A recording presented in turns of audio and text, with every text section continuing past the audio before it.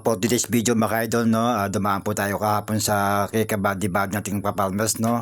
Sabi ko, buddy, ayaw ko ng dahon ng kamote mo. At ako'y magluluto ng ginataan na dahon ng balinghoy. Ayan po mga idol, akin mo ng pinakulo na. Pagkapakulo po ay akin pong piniga, ano. Depende lang po sa iba mga idol kung ano po ang kanyang ginagawa o kung anong klase nilang pagluluto po ng balinghoy. Ako po ay akin po nilalaga ito ng andal para ang dahon ng kamote po ay mawala po ang pait. So bali mga idol, nag-isa na po ako ng bawang sibuyas, kamatis, no, at nanalo natin ng dilis na sa ating kahapon dahil po wala naman tayo mabilihan ng daing na ubos po raw. Sabi mga idol na pagkabuhos po ng aking kata sa gilisang bawang sibuyas, kamatis ay nilugo na po yung balinghoy na ating pinigaan, no. Ayan po mga idol, oh. Masarap po yan mga idol kung subukan nyo magluto po ng ginataan na balinghoy. Kahit ito lang pong balinghoy ay sapat na mga idol na ulam natin sa maghapon. Naparami po akong kain ko niya mga idol dahil po sa masarap po talaga ang luto mo ng balinghoy po dahil sa ang ating pong lutong ginataang daon ng balinghoy ay nagalatik po sa mantika mga idol. At nilagyan ko na po yung magic sarap ng mga idol na nilagyan ko po yung Ginol cube na hipon para nami po at sabon na po yung lasa po ng sabon ng ating ginataan na dahon ng balinghoy mga idol. Siguro kayo nagluluto din po ito ng mga idol, no. Ako po tagay nung pang panahon ng kabataan namin ay yun na rin po ang aming niluluto ng aking inang saka abang nung araw ng mga panahon ng mga 70s, 80s. Yan po ang laging inaalam yung ulam mga idol. Dahil nung araw ay marami kaming balinghoy pag galing kami sa bukid.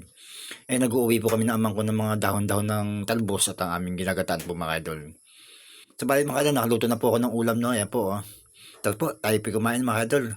At thank you po kay Lord sa blessing na kahit ng gantong ulam lang na dahon ng balinghoy, sapat na po sa atin pang ulam sa tanghalian at dala ng sapunan. Libre tayo, gabaso lang tayo ng konting 30 pesos na gata at sibuyas, bawang, kamatis. Sila po ang ating nagas mga idol. At sinabi ko din po pagluto ng atsaran mga idol, no? Atsaran labanos. Yan po yung aking niluto kahapon na isda na ginataan mga idol. May natira pa tayong konti, no? Kaya meron pa tayong isda na natira sa yahaw na luto natin kahapon na ginataan po na tulingan na nilala sa dahon ng saging mga idol. Pag di po natin naubos ang ulam, ilagay po natin sa rep mga idol para kinabukasan ay ating painit sa kawali at may pangulam pa tayo mga idol. Yan po aking hinimo na ginawa po na mga idol na atsaran labanos. Yan po, hindi na ko tayo sukat, asukal at magic sarap at bitin asin.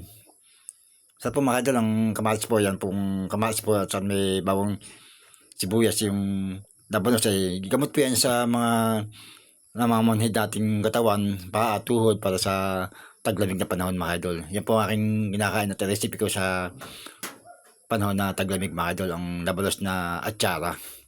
Yan po ang aking paborito pong kainin sa Iloilo dahil po sa tayo laging babad sa tubig sa palayan. Kaya yan po ang aking para iwas po tayo sa pamamanhid po ng ating katawan. Ang dabas po ay magaling pong gamot sa ating katawan mga idol. Yun lang po, God bless po sa lahat inyo. Tulay mga sa mga naroon.